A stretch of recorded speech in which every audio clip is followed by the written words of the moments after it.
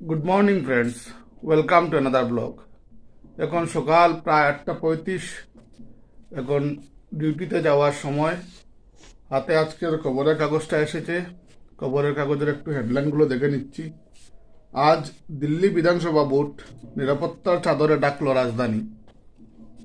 আজকে দিল্লিতে বিধানসভা ভোট লাগাতার 3বার, মানে মোদি জমানায় লাগাতার 2বার।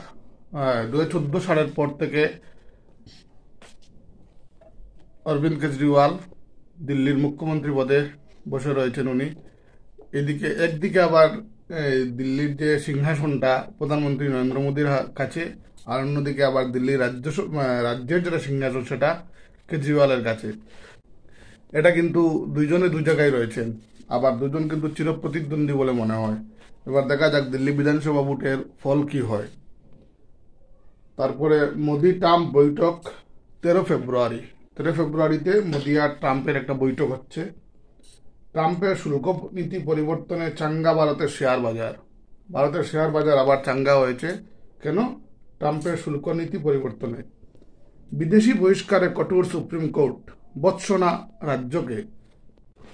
শুভ মুহূর্তের অপেক্ষা, রাজধানীতে বহিষ্কার করা হোক বিদেশিদের। তারপরে আরেকটা সংবাদ হলো গিয়ে সংসদে দারিদ্র্যের প্রসঙ্গ বৌরি, প্রধানমন্ত্রীর তুপের মুখে গান্ধী পরিবার। তারপর আরেকটা হলো গিয়ে আজ মহাকুম্ভে মোদি। মহাকুম্ভ ব্যাপারটা কিন্তু এবার একদম সব দিকে ছেয়ে রয়েছে। আজ নরেন্দ্র মোদী যাবেন মহাকুম্ভে।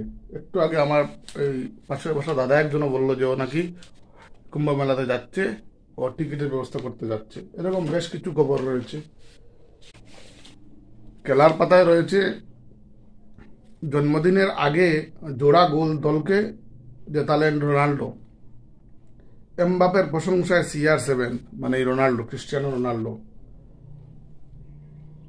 চ্যাম্পিয়ন্স ট্রফিতে বরুণ চক্রবর্তীকে নিয়ে জল্পনা। বরুণ চক্রবর্তী, এই যে মিষ্টি স্পিনারটা ভারতীয় দলের, ও কিন্তু বেশ ভালো বল করছে ইদানিং।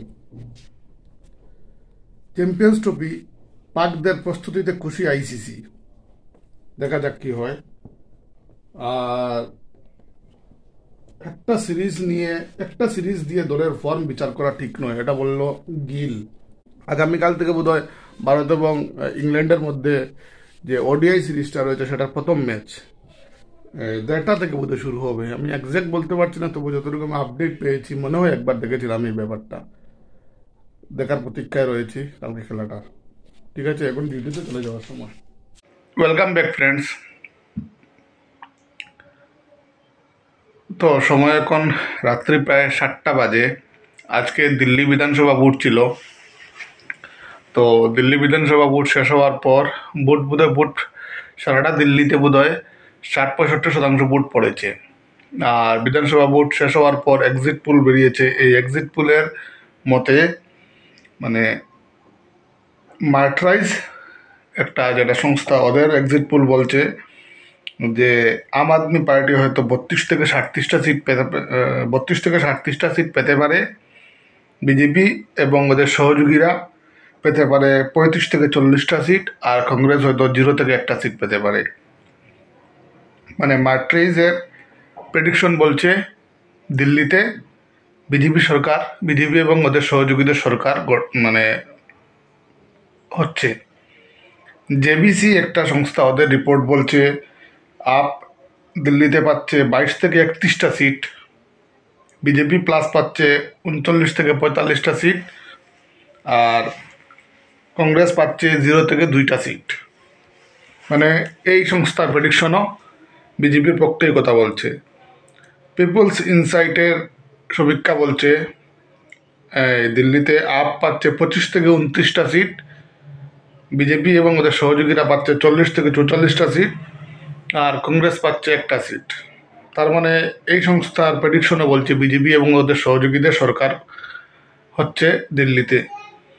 চাণক্য স্ট্র্যাটেজিস বলছে দিল্লিতে আপ পাচ্ছে 25 থেকে 28টা সিট, বিজেপি এবং ওদের সহযোগীরা পাচ্ছে 39 থেকে 44টা সিট, আর কংগ্রেস পাচ্ছে 2 থেকে 3টা সিট। মানে চাণক্য স্ট্র্যাটেজিসের সমীক্ষাও একই কথা বলছে, বিজেপি এবং ওদের সহযোগীদের সরকার হচ্ছে দিল্লিতে।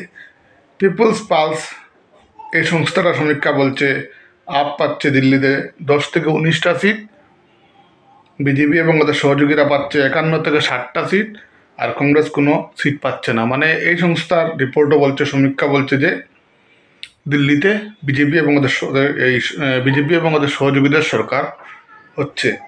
পি মার্ক এই সংস্থার সমীক্ষা বলছে দিল্লিতে আপ পাচ্ছে 21 থেকে 31টা সিট, বিজেপি এবং ওদের সহযোগীরা পাচ্ছে 39 থেকে 49টা সিট, আর কংগ্রেস এবং ওদের সহযোগীরা পাচ্ছে 0 থেকে 1টা সিট। মানে এই সংস্থার রিপোর্টও বিজেপির পক্ষে কথা বলছে। এবার দেখা যাক সত্যিকারে যখন ফল প্রকাশ হবে তখন কি হয়। 2-1 দিনের মধ্যে বোধহয় ফল প্রকাশিত হয়ে যাবে, আমার এক্সাক্ট ডেটটা জানা নেই, দেখা যাক তখন কি হয়।